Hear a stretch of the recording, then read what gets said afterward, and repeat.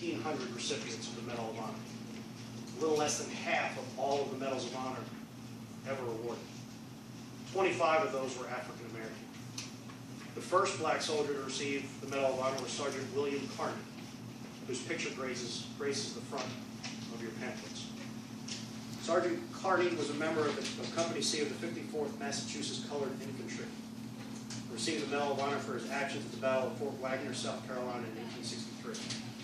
Many of you will remember the heroism of Sergeant Carney as it was depicted in the 1989 movie Glory. If you haven't seen that movie and you want to understand the kind of honor and bravery we're going to talk about here today, that motion picture is a good place to start. The other African American recipients from the Civil War are Robert Blake, Joaquin Peace, Decatur Dorsey, William Brown, Wilson Brown, John Lawson, James Mifflin, William Barnes, Powhatan Beatty, James Bronson, Christian Fleetwood, James Gardner, James Harris, Thomas Hawkins, Alfred Hilton, Milton Holland, Alexander Kelly, Robert Pinn, Edward Ratcliffe, Charles Beale, Miles James, Bruce Anderson, Aaron Anderson, and as you will hear in just a minute, Corporal Andrew Jackson Smith.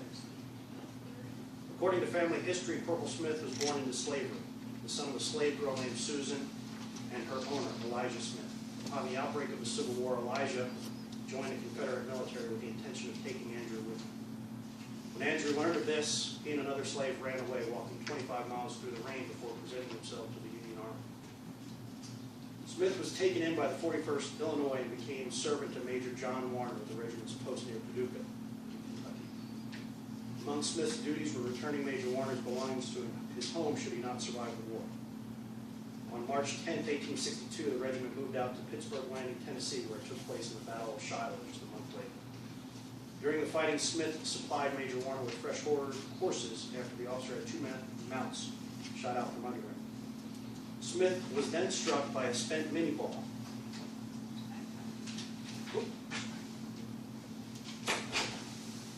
Smith was then struck by a spent minie ball which entered his left temple, rolled across his forehead, and was removed from the middle of his forehead without any further injury. By November 30, 1864, Smith was serving as a corporal in the 55th Volunteer Massachusetts Infantry, sister to the 54th. At the Battle of Honey Hill, the 2 units came under fire while crossing a swamp in front of an elevated Confederate position. It was for his heroism during this action that Smith was later awarded the Medal of Honor. He was promoted to color sergeant before leaving the Army. Lived in Kentucky, where he lived out his years to 88. Smith was nominated for the Medal of Honor in 1916, but the Army denied the nomination, citing lack of official records documenting his case. Smith's commander at Honey Hill had not included an account of Smith's actions in the official battle report. It was not until January 16, 2001, 137 years after the Battle of Honey Hill, that Smith was recognized. President Bill Clinton presented the Medal of Honor to several of his descendants during a ceremony at the White House on the same day. Former President Theodore Roosevelt was posthumously awarded the Medal of Honor. Dr. Jane Boyce will read Andrew Jackson Smith's citation for us. Otherwise, he'll be able to read that brave young man. And obviously, he did a wonderful job in this particular battle.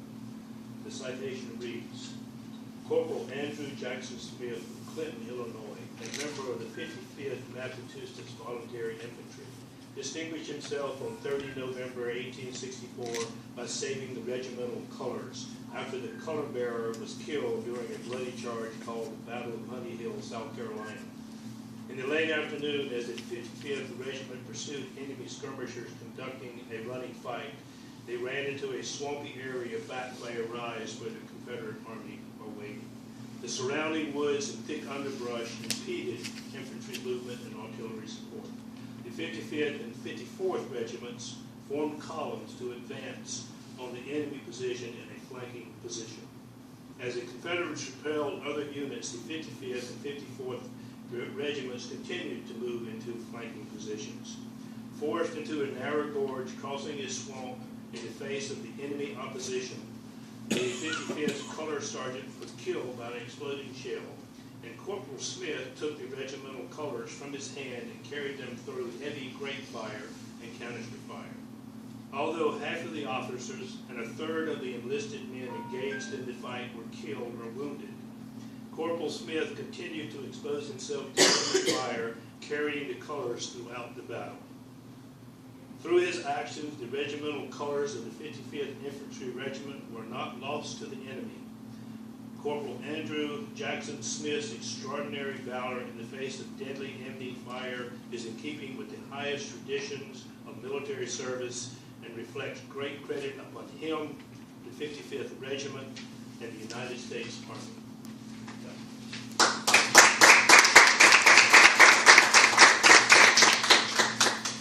There are 424 recipients of the Medal of Honor from the Indian War campaigns. 15 of those recipients are African American.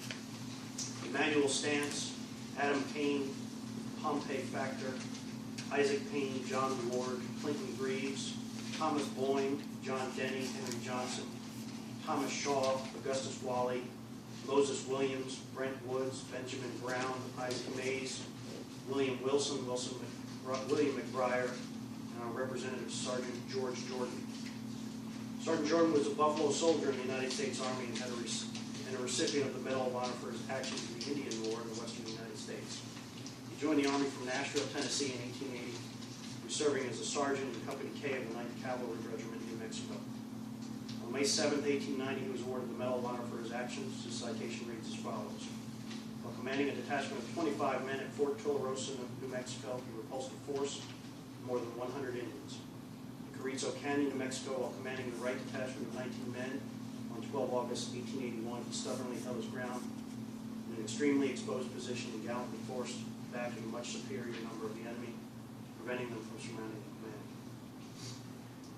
There are 112 recipients of the Medal of Honor from the war with Spain. 6 of these recipients were African American, including Dennis Bell, Fitz Lee, William Tompkins, George Wanton.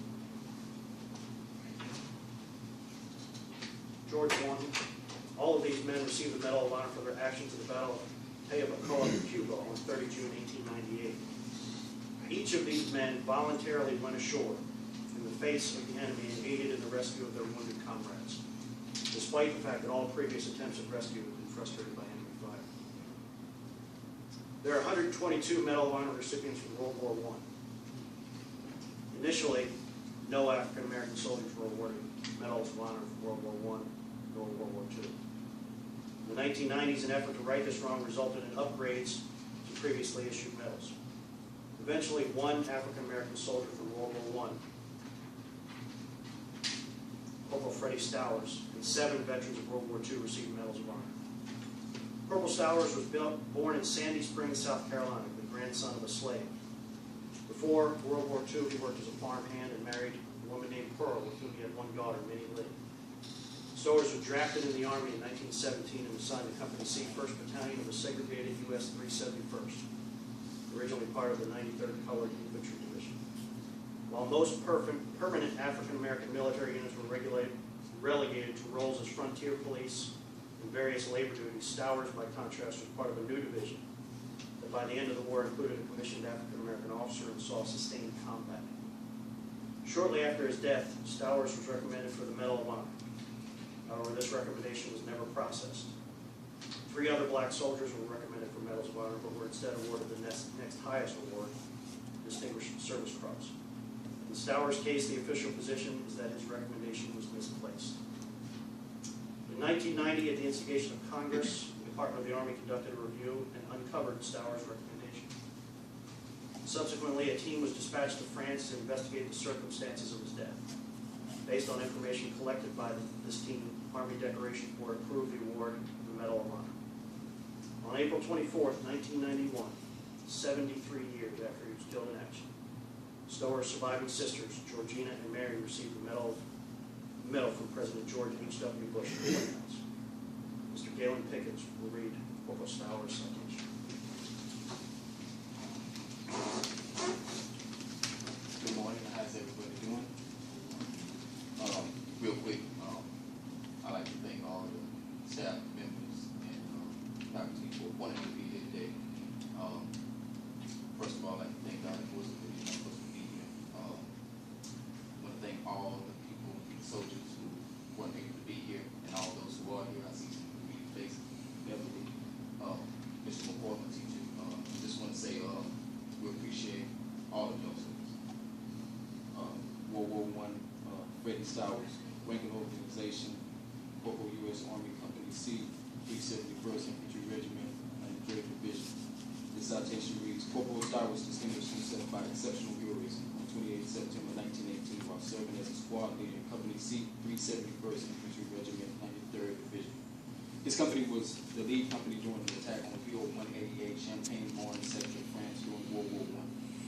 A few minutes after the attack began, the enemy ceased fire and began climbing up onto the parapets of the trenches, holding up their arms as if wishing to surrender. The enemy's actions caused the American forces to cease fire and to come out into the open. As the company started forward and when within about 100 meters of the trench line, the enemy jumped back into their trenches and greeted Corporal Stowers' company with interlocking bands of machine gun fire and mortar fire, causing well over 50% casualties. Faced with incredible enemy resistance, Corporal Stowers took charge, setting such a courageous example of personal bravery and leadership that he inspires his men to follow him in the attack.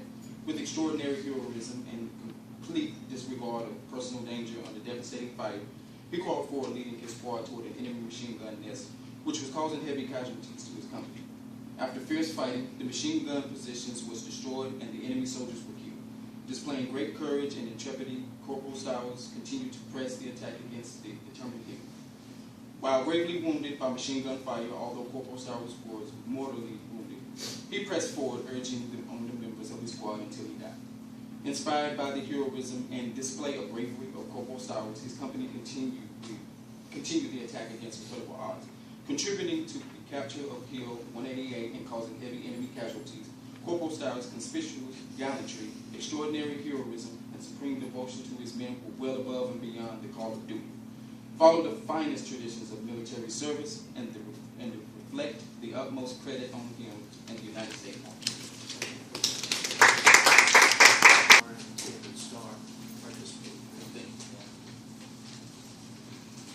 There are 467 recipients of the Medal of Honor from World War II. Again, initially no African Americans received the medal. In the early 90s, it was determined that African American soldiers had been denied consideration for the Medal of Honor solely due to their race. After a review in 97, 7 African American soldiers had their medals upgraded for actions in France, Italy, and Germany. George Watson, Reuben Rivers, Charles Thomas, Edwin Carter, Vernon Baker, Wiley James, on May 18, 1915, attended Wilberforce University, participating in ROTC and graduating with the commission of second lieutenant. Fox was an officer in the 366th Infantry Regiment, 92nd Infantry Division, known as the Buffalo Soldiers, which was a segregated African American division. First Lieutenant John R. Fox was 29 years old, and he sacrificed his life in order to defeat the Germans and save the lives of his fellow soldiers. Vice President Tootin will read his citation. I would just like to say that we, in administration, sometimes we are in this building and we kind of get disconnected from the students that are out there, but listening to him read that citation made me realize why I do this job. I was very, very proud of you. Thank you. And I really hope I get all this right, but if I don't, my favorite Marine, who's my dad, who is here, will let me know when I'm finished. Okay. For extraordinary heroism against an armed enemy in the vicinity of Sama, I'm going to get you, Lloyd, for giving me this one, Soma Colonia, Italy, on 26th of December, 1944, while serving as a member of Cannon Company, 366th Infantry Regiment, 92nd Infantry Division. During the preceding few weeks, Lieutenant Fox served with the 598th Field Artillery Battalion as a forward observer. On Christmas night, enemy soldiers gradually infiltrated the town of Soma Colonia in civilian clothes, and by early morning, the town was largely in hostile hands. Commencing with a heavy barrage of enemy artillery at 0400 hours on the 26th of December 1944, an organized attack by uniformed German units began. Being greatly outnumbered, most of the United States infantry forces were forced to withdraw from the town, but Lieutenant Fox and some other members of his observer party voluntarily remained on the second floor of a house to direct defensive artillery fire. At 0800 hours, Lieutenant Fox reported that the Germans were in the streets and attacking in strength. He then called for defensive artillery fire to slow the enemy advance. As the Germans continued to press the attack towards the area that Lieutenant Fox occupied, he adjusted the artillery fire closer to his position. Finally, he was warned that the next adjustment would bring the deadly artillery right on top of his position. After acknowledging the danger, Lieutenant Fox insisted that the last adjustment be fired, as this was the only way to defeat the attacking soldiers. Later, when a counterattack retook the position from the Germans, Lieutenant Fox's body was found with the bodies of approximately 100 German soldiers. Lieutenant Fox's gallant and courageous actions at the supreme sacrifice of his own life contributed greatly to delaying the enemy advance until other infantry and artillery units could reorganize to repel the attack. His extraordinary, valorous actions were in keeping with the most cherished traditions of military service and reflect the utmost credit on him, his unit, and the United States Army.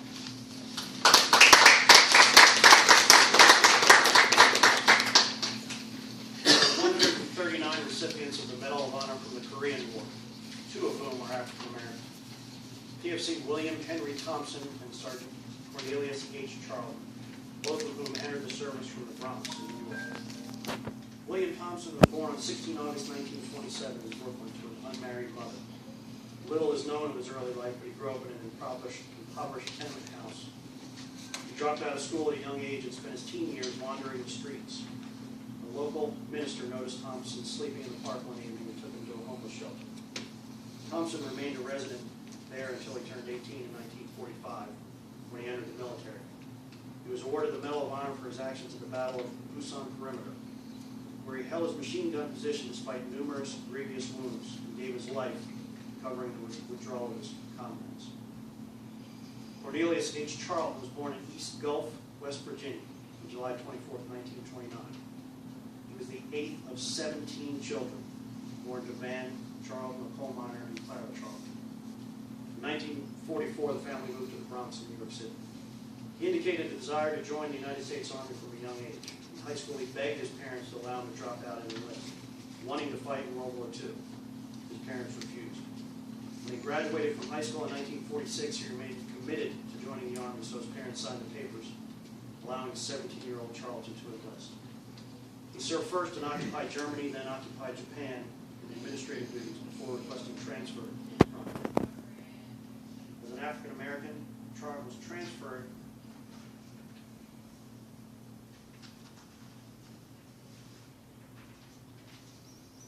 to the segregated 24th Infantry Regiment, fighting in the Korean War. During a battle for Hill 543 near the village of Chopo Rai, Charlton took command of his platoon after its commanding officer was injured. Mr. Elmer Price will read the citation. It's pretty ironic that I would get Sergeant Charlton's citation to read, knowing that my father, he actually fought in the Korean War also. He was in the war during the last part of the war. I'll actually be talking about that a little bit later when we do our presentations this afternoon. Sergeant Charlton, a member of Company C, distinguished himself by conspicuous gallantry and intrepidity above and beyond the call of duty and action against the enemy. His platoon was attacking heavily defended hostile positions on commanding ground when the leader was wounded and evacuated. Sergeant Carlton assumed command, rallied the men, and spearheaded the assault against the hill, personally eliminating 2 hostile positions and killing 6 of the enemy with his rifle, firing grenades. He continued up the slope until the unit suffered heavy casualties and became pinned down. Regrouping the men, he led them forward only to be again hurled back by a shower of grenades. Despite a severe chest wound, Sergeant Carlton refused medical attention and led a 3rd daring charge, which carried to the crest of the hill. Observing the remaining emplacements, which had retarded the advance, was situated on the reverse slope. He charged it alone, and again, hit by a grenade, but breaking position with a devastating fire which eliminated it and routed the defenders. The wounds received during his daring exploits resulted in his death, but his indomitable courage, superb leadership, and gallant self-sacrifice reflect the highest credit upon himself and infantry and the military service. 259 recipients of the Medal of Honor in the Vietnam War. 20 of those were African American. Today we honor Milton Olive III, Donald Long, James Anderson Jr., Matthew Leonard, Rupert Sargent, Rodney Davis, Webster Anderson, Riley Leroy Pitts, Clarence Sasser, Dwight Johnson, Eugene Ashley, Clifford Sims, Ralph Johnson, Charles Rogers, John Warren, Garfield Langhorne, Oscar Austin, Robert Jenkins Jr., William Bryant, Lawrence Joel, and Matthew Leonard. Specialist 5 Lawrence Joel was born in Winston-Salem, North Carolina, the third of 16 children. Due to the extreme poverty of his family from the age of 8 to 18, he was raised by a neighboring family, attended city public schools, and then joined the Merchant Marines for a year. In 1946, at age 18, he decided to join the Army. On November 8, 1965, Specialist 5 Lawrence Joel and his battalion of paratroopers were sent on a patrol for Viet Cong soldiers known as Yun Hao, in the heart of Vietnam as part of Operation Home. Joel and his battalion shortly found themselves in a Viet Cong ambush, outnumbered 6 to 1. The Star Bowers of the Paralegal Society will read a citation. For conspicuous gallantry and intrepidity, at the risk of life above and beyond the call of duty, Special 6 Class Joel demonstrated indomitable courage, determination, and professional skill when a numerically superior and well-concealed Viet Cong element launched a vicious attack which wounded or killed nearly every man in the lead squad of the company. After treating the men wounded by the initial burst of gunfire, he bravely moved forward to assist others who were wounded while proceeding to their objective. While moving from man to man, he was struck in the right leg by machine gun fire. Although painfully wounded, his desire to aid his fellow soldiers transcended all personal feeling. He bandages his own wound and self-administered morphine to deaden the pain, enabling him to continue his dangerous undertaking. Through this period of time, he constantly shouted words of encouragement to all around him. Then, completely ignoring the warnings of others and his pain, he continued his search for the wounded, exposing himself to hostile fire, and as bullets dug up the dirt around him, he held plasma bottles high while kneeling completely engrossed in his life-saving mission. Then, after being struck a second time and with a bullet lodged in his thigh, he dragged himself over the battlefield and succeeded in treating 13 more men before his medical supplies ran out. Displaying resourcefulness, he saved the life of one man by placing a plastic bag over a severe chest wound to congeal the blood. As one of the platoon pursued the Viet Cong, an insurgent force in concealed positions opened fire on the platoon and wounded many more soldiers. With a new stack of medical supplies, Special 6 Class Joel again shouted words of encouragement as he crowded through an intense gale of gunfire to the wounded men. After the 24-hour battle subsided and the Viet Cong dead numbered 410, snipers continued to harass the company. Throughout the long battle, Special 6 Class Joel never lost sight of his mission as a medical aidman and continued to confront treat the wounded until his own evacuation was ordered. His meticulous attention to duty saved a number of lives, and his unselfish, daring example under most adverse conditions was an inspiration to all. Special 6 Class Joel's profound concern for his fellow soldiers at the risk of his life above and beyond the call of duty are in the highest traditions of the U.S. Army and reflect great credit upon himself and the armed forces of his country. Sergeant Matthew Leonard was born in Utah, Alabama. He married his elementary school sweetheart, Lois, and they had 5 children. Matthew Leonard entered the Army from Birmingham, Alabama in 1949, and he served in both the Korean and the Vietnam War.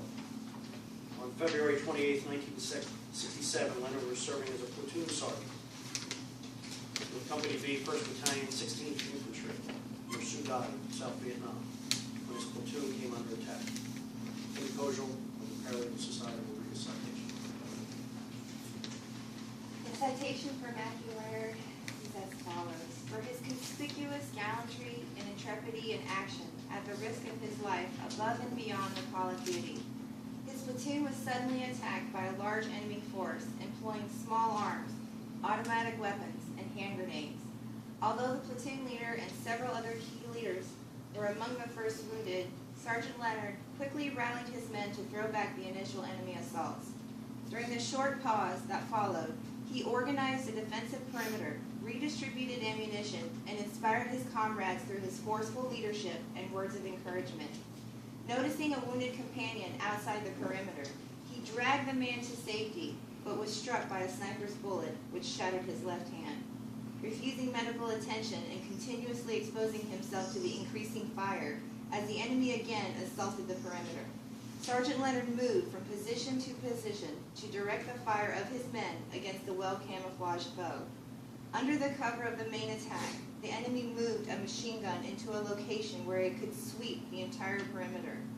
This threat was magnified when the platoon machine gun in this area malfunctioned.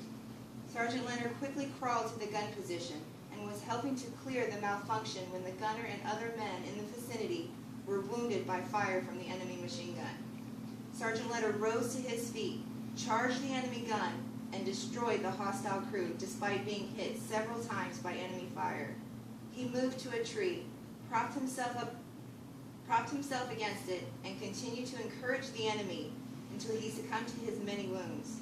His fighting spirit, heroic leadership, and valiant acts inspired the remaining members of his platoon to hold back the enemy until assistance arrived.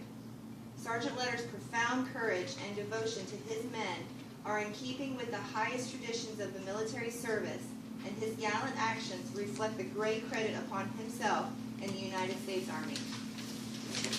In the Civil War, the Medal of Honor, the highest military honor that can be bestowed upon any American, has been awarded less than 3,500 times. More than half of those who received the Medal of Honor did not survive the action for which it was awarded. On September 15, 2014, President Obama awarded the Medal of Honor to Army Command Sergeant Major Benny G. Adkins of Opelika, Alabama, for personal acts of valor above and beyond the call of duty during the Vietnam War.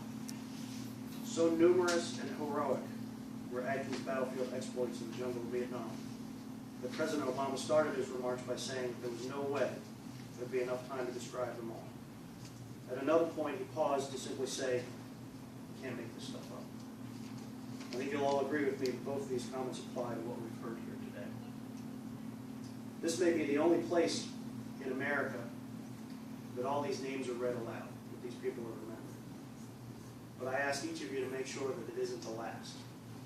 Take that pamphlet with you, hand it out to someone that you know will be interested, that you know will read it. Ask them to hand it on to somebody else.